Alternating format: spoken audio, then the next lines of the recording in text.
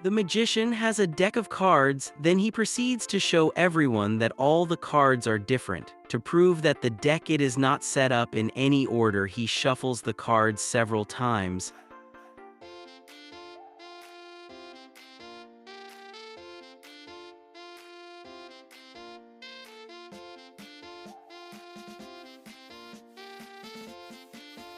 Then he gives them a cut and complete the cut. He then pick up the top card, which is the 4 of spades. He changes it to the 9 of diamonds. I will show you how it's done. All you need is a random deck, you can even borrow it. You can shuffle the cards, or you can allow anyone to shuffle them for you. Then you are going to riffle the cards at back with your thumb until you're left with 2 cards only, and turn the 2 cards as 1.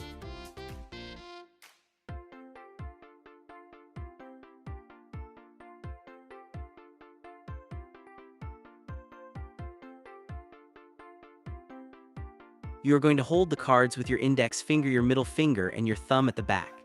Use the middle finger to pull the card back, just like a snapping motion. It will be hard for the first time, but with enough practice you will master it in no time. I'll show you how for a couple of times.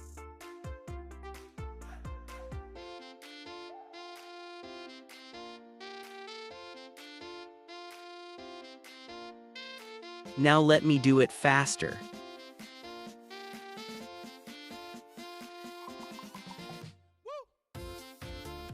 For you to end up showing both sides of the card, you should try this technique.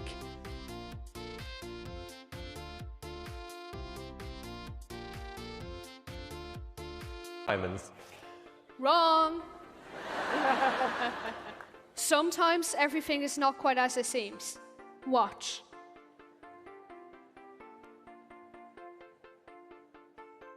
The black hole. A journey